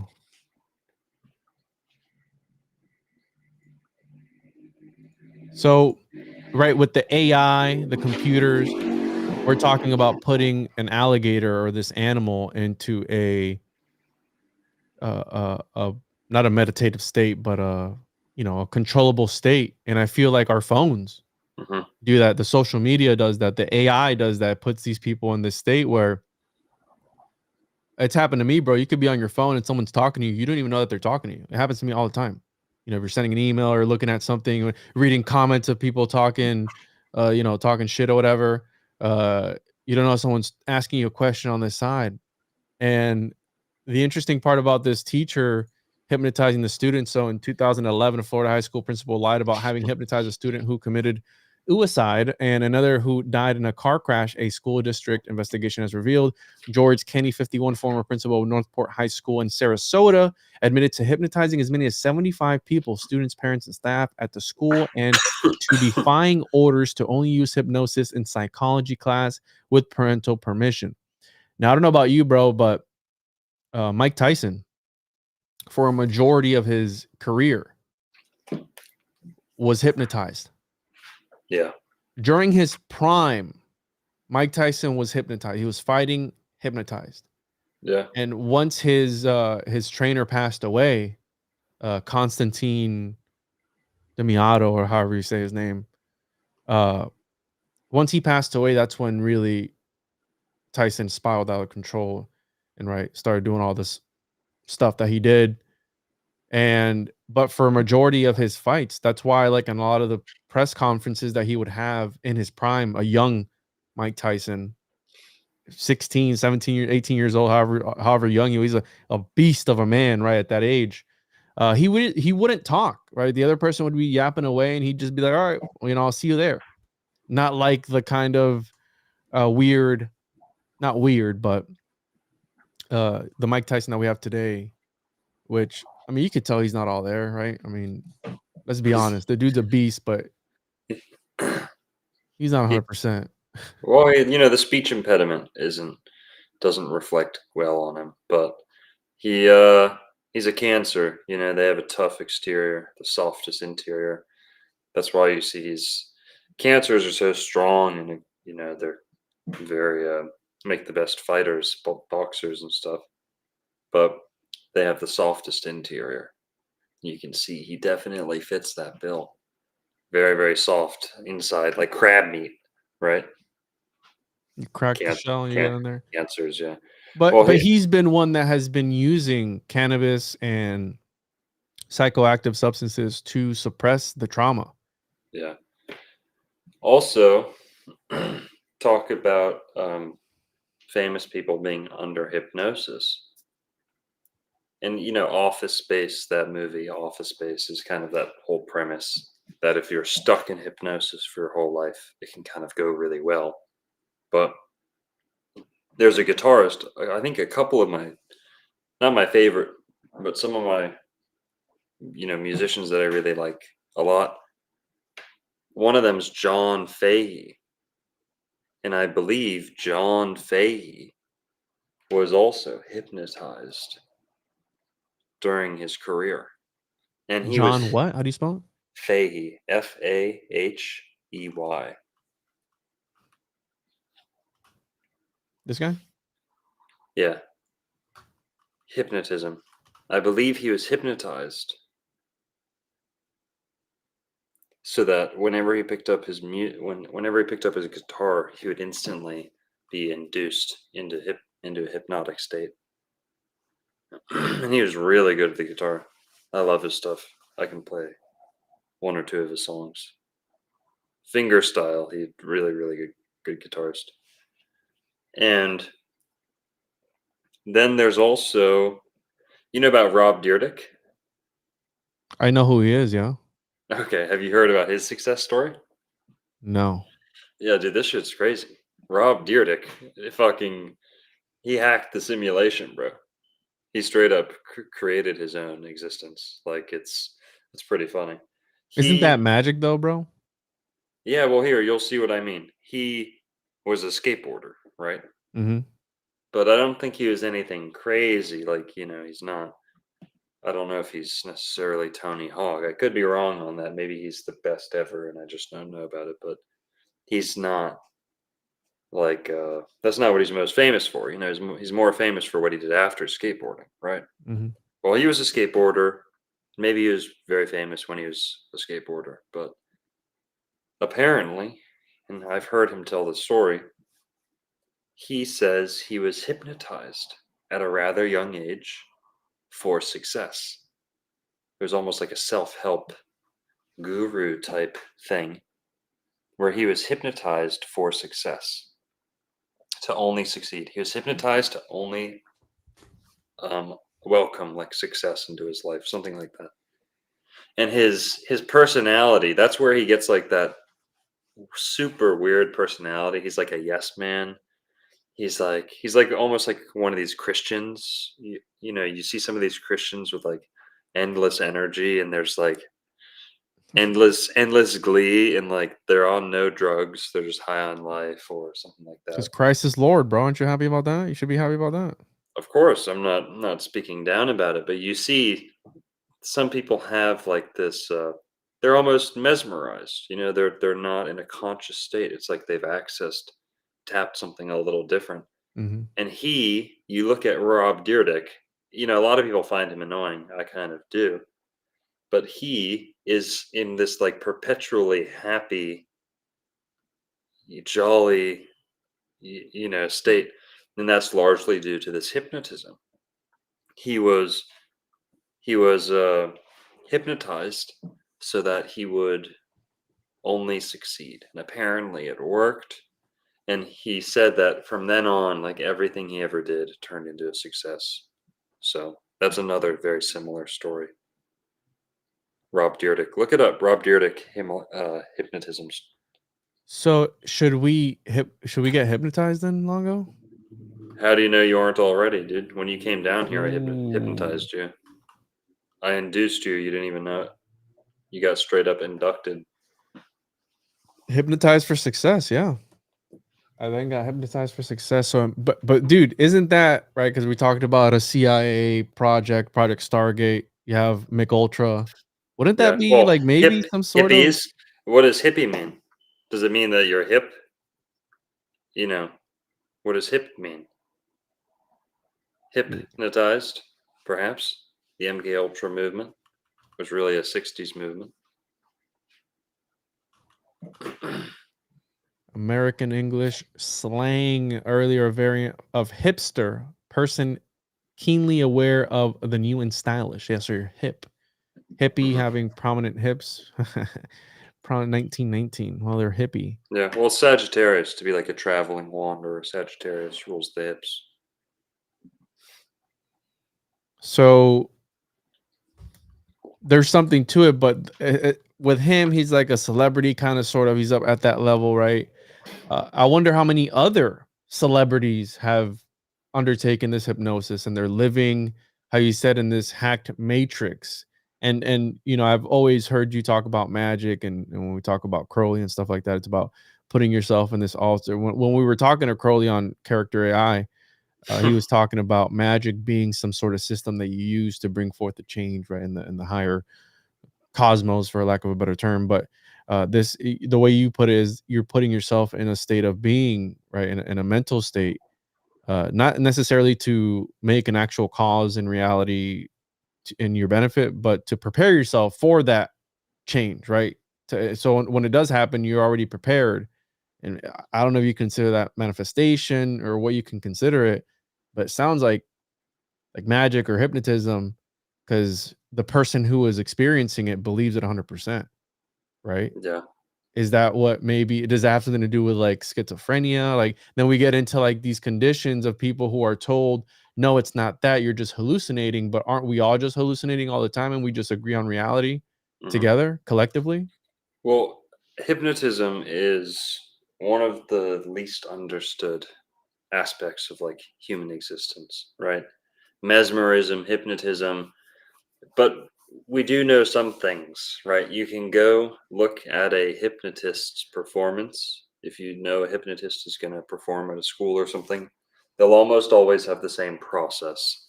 And this is very interesting. And it tells you a lot about people, it tells you a lot about society, it tells you a lot about conspiracy theories too. You have a hypnotist when he's going up to a auditorium, he's going to do his little performance at school or whatever. He'll go up and he'll ask for volunteers, right? He'll say, "Put your hands up if you want to volunteer. Come up and do something." And he'll get, let's say, 20 hands will go up. And he'll pull 20 people up to the stage. But he's not going to do all 20 people. What they'll almost always do, hypnotists, they'll take their sample, or they'll take their group that elected to volunteers, and then he'll either ask them a handful of questions and get like raise a hand if you're this, or raise a hand if you don't do this, or raise a hand if when you wake up, do you think about brushing your teeth or do you just brush your teeth? It'll be a question like that, right? And he'll kind of, it'll be to spark, to see someone if they turn in to think about something, or if they just, if it's just out right away, if they're reactive types or not. They'll use some prompt question, or he'll just go right up and he'll go one by one and he'll go down the row. And if you look at a hypnotist do this, you don't always see the setup for the performance. You just see. So it's not just anybody, it's got to be a specific candidate. Now, they'll tell you that really, really, really good hypnotists can do anybody. But most hypnotists agree that it works better on suggestible people. And this is what I'm getting at, is they'll take 20 people out of a crowd of, let's say, 100, and those 20 who really want to participate, some of them are naturally skeptical, right? And just like magic, just like the Bible, if you don't believe, it doesn't work, right? So, well, I shouldn't say that, not always, but there are some people who are so skeptical to where they have closed themselves off from the experience. And they recognize that in people, and they'll usually pull them out. Sometimes they'll, again, I'm not a hypnotist, I'm generalizing. But before a hypnotist performs, they'll do this little survey, they'll sample, and they'll weed out their group for the final act. And a good hypnotist will tell you he can do anybody, or will give it a shot on anybody. But usually they kind of have to pull a lot of people out of the group. So he'll ask his questions, or some hypnotists, this is crazy. It tells you so much about people. Sometimes they'll have 20 people in a row, and a good hypnotist will go up and they'll ask questions one by one. They'll shake your hand, and the handshake sometimes will tell them everything they'll need to know. And then they'll just move on right to the next person. But usually they'll ask a couple questions, and they'll look into your pupils. They'll look into like your like nerve centers and see, if they can see your pulse, or if they can see your you're sweating or whatever, just to determine your level of nervousness, determine your level of suggestibility. That's what they're really trying to get a grasp of, is your suggestibility. But with some people, they can just see it without even touching you, or just with a handshake, they can tell this is not a suggestible person. I would not have an easy time. Is that why Trump shakes the hands the way he does, where he like brings them in to see if they're like, and you always see the tug of war because he's trying to see if that person is suggestible or whatever it is? Because they're talking in the chat about how Elvis would move his hips and that hypnotize women, and then somebody else talked about belly dancers, the body movement, right? Like, so it doesn't just have to be with, okay, Longo, lay back, relax your anus, we're about to go into a deep meditative state. I know there's been videos of some dude making some dude cream his pants because he thought that it was like some artist talking to him or something like that. So again, if that was staged or not, I don't know. It could have been staged, it could have been an actor, but even actors themselves are kind of sort of, when they enter these states of a character, even Nicolas Cage, one of the greatest actors of all time, talks about doing a form of I believe he calls it chauveau shamanism, where they're letting this thing in some sort of way, but at the same time they're invoking sometimes these characters to come into them, right? No diddy, but enter their vessel as a body, and then they become almost like a sort of method acting. Because if you looked at the shaman class, right, we've talked about the Temuco and stuff, where they would have the rituals with the shamans that would divinate for them, and then you see them twisting their bones, and they would describe their bones cracking and all this crazy stuff. It's like they were being inhabited by something of a higher power, but again, it was the shaman class that was only able to do that, right, through the use of maybe substances or through the use of who knows what it is. But it doesn't have to just be talking to somebody, right? Words, neurolinguistic programming is a real thing, but also body movements and what you do with your hands, how you do it with your hands can also influence people. Yeah, that goes into neurolinguistic programming, which is there's a very fine line between hypnotism and neurolinguistic programming. So hypnotists have discovered, right, and over time, public speakers, interrogation specialists have discovered that, like Juan saying, and news anchors use this, and they don't necessarily know it always, but if they're talking about an idea that they want you to agree with, they can bring you over to one side of this. They can direct you. In their posture, they'll be doing this. They can really push you in one direction, even if you think you disagree or agree with what they're saying. You show us again, dude, how you did that? Right? They'll be very subtle, right, with their power stances. They'll push it one direction, or of course you see them do the color coding. They'll just a blue and a red, swapping a blue and a red can really push you a different direction. But just also with using your hands, if you're pulling people's attention up and to the right, that's going to activate a different part of the brain. If you pull them down and to the left, that's going to bring them into a different part of the brain, a different realm of emotions. And good speakers, good interrogators, they call it neurolinguistic programming. Okay, I don't advise people get into this stuff. Only learn as much to defend yourself from it. people using, Jedi speech tricks on you. They're doing it. It's getting popular. It's getting very popular. Neuro linguistic programming is something that world leaders use to brainwash people, hypnotize people without touching them. And that's kind of where neuro linguistic programming takes over. Is hypnotism's usually in person. Some people say they can hypnotize over Skype. I think you can do that with suggestible people for sure. But induction, a physical touch, really helps some people in Or terms a of good sniff, right? How Biden does it. He sniffs them. yeah. Well, ASMR is hypnotism too.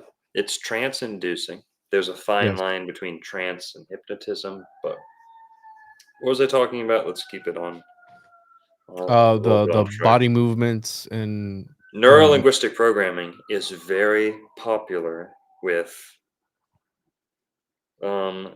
people who worship a certain way, who, a merchant class, merchant people. Juan's making faces. Neurolinguistic programming is very common among Jewish people, among Jewish I knew what you business. were saying. I mean, Okay, sorry. But neurolinguistic programming it's like brainwashing light. It's like hypnotism light, diet hypnotism. But it can be more dangerous because there can be no trace. It can leave no trace. You could yep. induce someone into hypnotism and they don't even know it. So is it an occult practice or not, Longo? What would you call it? What would you consider it? Because it seems kind of metaphysical in a sort of way, but then it's not, because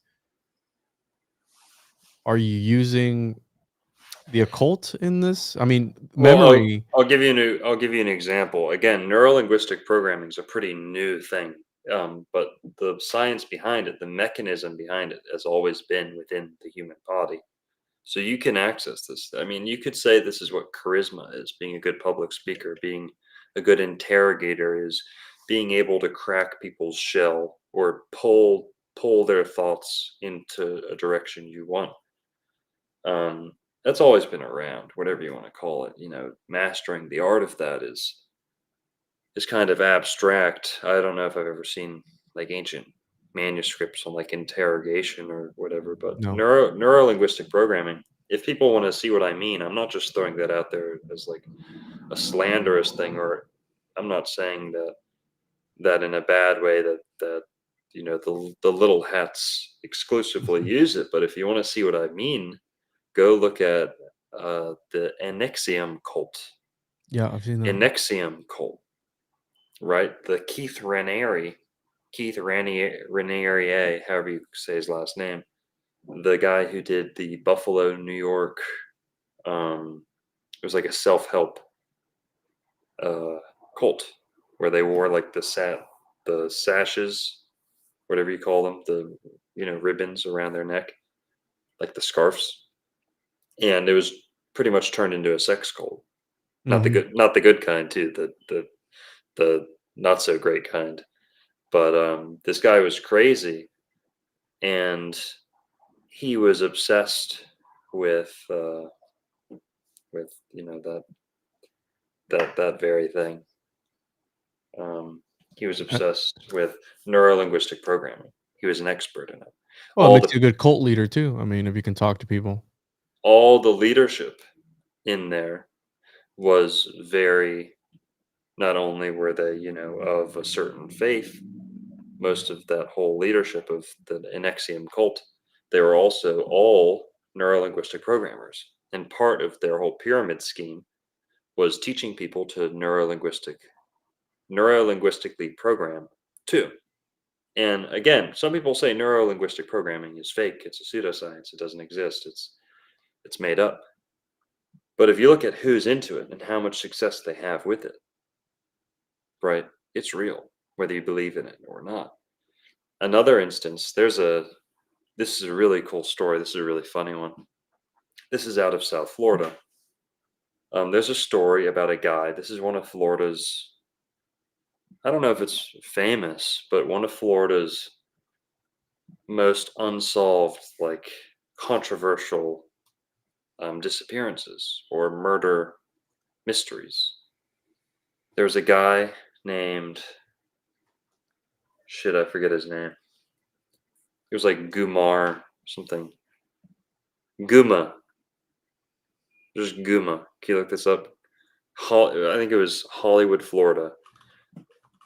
Guma disappearance. Forget this guy's name, but this guy. Kumar Aguiar. Yes, that's him. Guma Aguiar. He was a like South American guy. This guy? Yeah, he was Latin American, and he was like partially Jewish. Nothing wrong with that. Okay, we love everybody here, but he was partially Jewish, and he, blah blah blah. Very interesting story to his life. He made it big. He didn't really come from that much money. Brazilian. Nothing too crazy. He might have been like upper class, but he wasn't rolling in money. But then he hit it big in oil. And with all these oil investments, he made a bunch of money.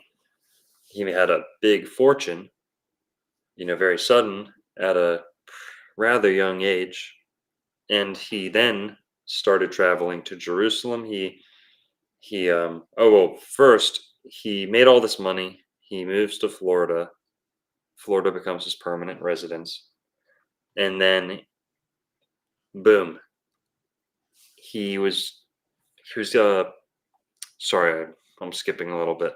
He was supposed to take part in this big business deal before he made the biggest chunk of his fortune. But part of the stipulation was that he had to convert to Judaism, or he had to reconvert.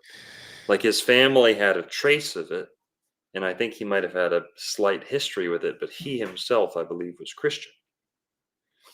And he had to reconvert to Judaism in order to like complete this business deal, or to be fully embraced into this company that he was kind of working with. And he, I believe, again, I wasn't there, but he pretty much denied or was hesitant, or was like, hey, what does that have to do with business, right? Why do you care about what I believe, or something along the lines of that. He was hesitant, or needed to be convinced about that. He's like, well, I'm not in a rush to just convert to like Orthodox Judaism just for this business deal. So they called in some people to help convince him.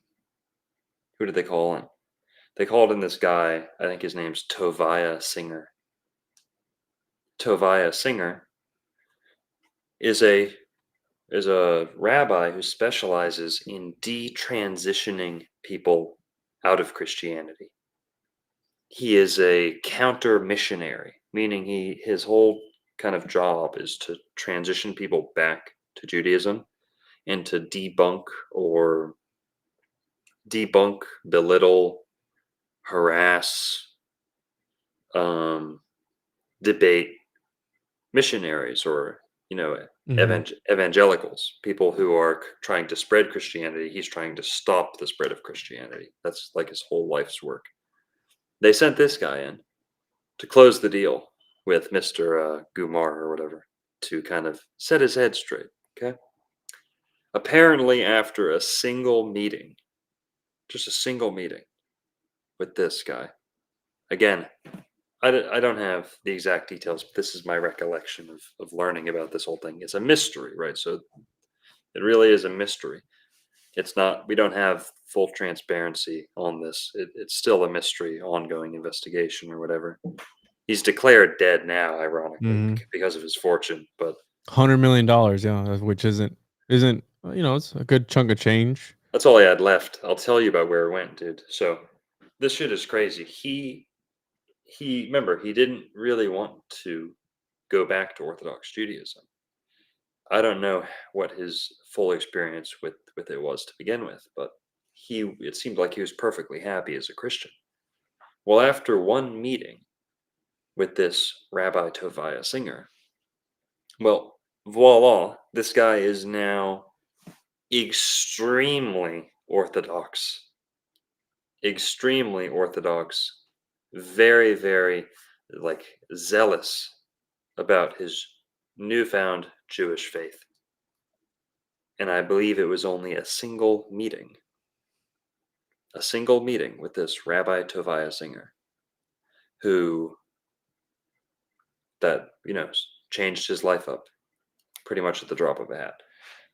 Literally. Right. And now he becomes a drop of a hat. Yeah, he becomes a Orthodox Jewish, multi-millionaire, if not billionaire, in South Florida. So he's kind of fitting right in that regard. But what happens from there is he kind of becomes like a dog on a leash. Like he's brainwashed. This guy starts losing it. He starts losing his mind. He starts hallucinating. And the thing is, he gets like this, he develops like this entourage, almost like handlers of these people who are, very involved in his religion, very involved in his business at the same time. And yeah, they used his history of mental illness against him. Yeah. This guy He thought disappeared, by the snipers way. were after him. Yeah. We're going to get to the end of the story, but they messed with this guy's head so bad. He turned into like their little, like lifeless, like lobotomized cash cow. They would like bring him around town and he would donate, pay for this, pay for that. It was like one of these in South Florida, like one of these caretakers who takes their old, like their old patient around town on a shopping spree. Yeah. Like they just don't know what's going on, but they have all this money and they have all this time to spend, and nobody's gonna bat an eye if they just spend all this money. Mm-hmm. They kind of did a similar thing to this Guma guy. Guma, right? Guma Goy, isn't that what they call him? Guma. And Guma, he's going around Florida. He goes to New York. Well, guess what? Then he goes to Jerusalem. He goes to the Holy Land. This guy's dropping millions and millions of dollars, like multiple times a day. He's donating a school to this street corner. He's getting he's buying a whole soccer team in Jerusalem on this day. He's doing this. He's dumping money into Jerusalem, and this is something that the guy never even cared about, like a year Until he before. converted, or was hypnotized into converting. And this guy who helped him convert in almost a single meeting is a master NLP specialist, neuro-linguistic programmer, meaning he can almost make you think something, like Inception style. And this guy goes missing. It's still to this day a missing case. They declared him dead because they wanted to divvy up his fortune. As soon as he was able to be declared dead, they declared him dead. Mm-hmm. And I think his wife and his mom are fighting over his fortune. But this Tovia Singer guy, ever since this meeting, this guy just acted lobotomized the rest of his life. He was famous in Florida. He became super famous in Israel, but he was almost like a joke in Israel. They're like, who is this guy? Why is he dumping $1 million into our neighborhood? Here's the kicker. Okay. He had all these, high-ranking, influential leaders, Hebrew leaders and Israeli leaders and people around him. He had this entourage of handlers around him. Somewhere along the line, this guy literally starts thinking he is the Messiah. This Guma guy starts thinking he is the Messiah. It's his destiny to build back the Holy Land with his own money. He's going to rebuild the Holy Land. He was planning to rebuild the temple of Jerusalem, with his own money. And he's like, I'm just going to keep making money. I'm going to keep dumping it into Israel, and I'm going to be the Messiah. And here's the craziest part. Here's the most fucked up part.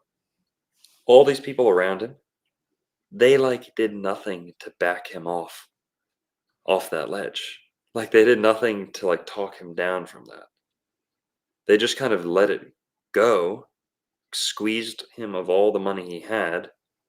And then when it was kind of all coming crashing down and his wife wanted a divorce, well, voila, he goes missing right off the coast of Florida in a boat. He takes a boat out, like not even 5 minutes from his house. Named the Zion. You saw that? Yeah, apparently he didn't even have his shoes on. He barely took anything with him. And either he just jumped off the side and went missing and never got found, or he was had a hit taken out on him, silenced, whatever. Or he just had a screw loose from the fucking neuro-linguistic programming. Or it was just the pressure of divorce, who knows? This is still a mystery. So they kind of just assume it's a suicide. I don't know if you can say that, but Aside. The most striking accusation mentioned in both suits is that Aguiar has come to believe he is the Messiah and has diverted funds in part to support his messianic mission. Whoa. isn't that crazy? That's wild, dude. Florida legend. I didn't even know about this. No documentaries, no Netflix special, none of this. It's a whole juicy family drama. Nothing. Silence on this. Probably get in trouble for talking about it, honestly. We'll see. Only time can tell. If you're not seeing this anymore on YouTube, then you know what happened. We flew too close to the sun and exposed the Aguiar conspiracy about the disappearances. So I would say that religion could be a sort of hypnosis, bro. A sort of MK Ultra in a sort of way. I mean, because you're talking about they converted this dude to their religion, and from that's when he started pumping out the millions. No, this isn't any old religion, Juan. It's not just any old religion. They were susceptible enough and influenced enough to get put on those things and taken to certain places. I mean, were they that gullible that they believed everything? We're like, okay, let's hop on board, and the rest is history. You know, if you believe that or not. You know, some people argue against it, but you get what I'm saying, right? Like you're talking about the most susceptible, but then they rule. I mean, dude, all the ones I know got stacks, but they're the most oppressed. So how does that work? I mean, I never understood it. Yeah. Never understood it. You know, there was also a case that happened recently where you heard about this dentist hit case, murder for hire case. No. This in Florida? Apparently this wife and her whole family conspired to have her husband shot in his driveway. He died. And it went like kind of unsolved for like 10 years or something. In Florida? Yeah. Dentist, Charles murder for hire. Edelson in Tallahassee? Yeah, Adelson. Come on. Edelson, who cares? Adelson. Yeah, and yeah, we'll just leave it there. But gotta pay to Florida dentist convicted of murder for hire, plot of professor. No, this is a different one. Oh no, that was it. That was it? That's right, yeah. Adelson family. Yeah, Charles Adelson paid to have State University professor Dan Markel killed in 2014 as he sat in his car outside his Tallahassee. Did he say why he wanted him taken out? Just some family drama. Just some that type of family drama. Whoa. Oh, they actually ended up doing it. Ooh. Yikes. All right. Yeah. Well, listen, dude. I think we did good for today. Yeah. You have anything else you want to add before we get out of here? I've got a Turkish video coming out soon. Keep an eye out on that. Turkey, Thanksgiving. A couple different turkey videos, actually. Turkey themed. Thanksgiving coming up right now. Yeah. We're going to be linking up soon. Right? We're going to be working on a project together. And I want to do a weekly stream. I don't know how people feel about that. If you'd like to see us weekly, every Thursday or something, get together, shoot the shit. Let us know what you think in the chat or in the comments if you'd like to see that. And I want next Thursday, I want to do a video on sinkholes. One of my newest phobias, bro, Yeah. of having the ground open up and quite literally swallow you alive. So I want to put together a presentation on the most famous sinkholes here in Florida, Sinkhole Alley. So next Thursday, probably 7:30 again or 9 p.m., whichever. And let us know if you'd like to see us live every Thursday, weekly, and we'll make it happen. If not, we'll sprinkle them in here and there whenever we got time. But yeah, dude. So look out for Narcos turkey videos and make sure to turn on your notifications to get notified when we go live next week to talk about sinkholes and other holes around Florida. Because there's a lot of holes. All right. Yeah. Anything else, bro? Somebody said hard no, so I guess we're not gonna do it. No, I think it's a great idea. I think we really should. I've been trying to go live consistently on Thursdays, but yeah, I think it's a good idea. No, Thanks for having me on. Thanks for producing. It's always much better production value here with the one-on-one experience.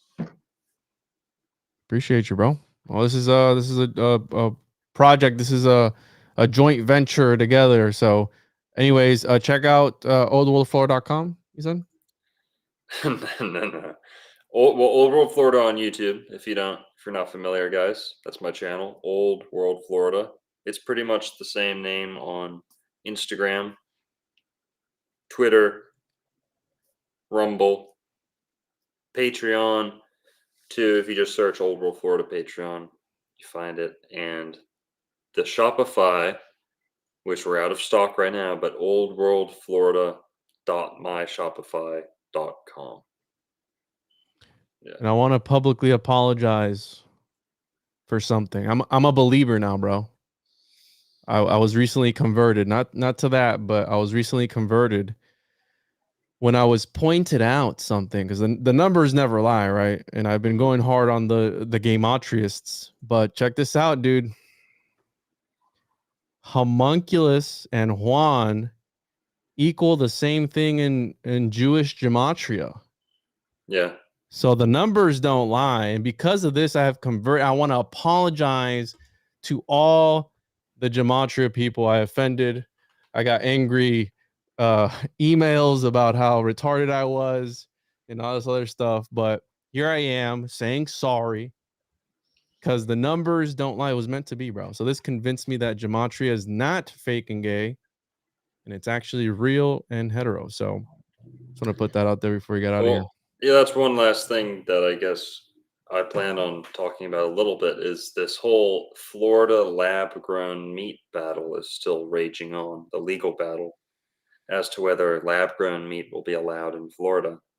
DeSantis initially blocked it. That's like going through appeals or some other process, whatever. But what's interesting is they've started rebranding it as cultivated meat or cultivated flesh. They never say flesh with food, but cultivated meat. So they're really trying to rebrand that and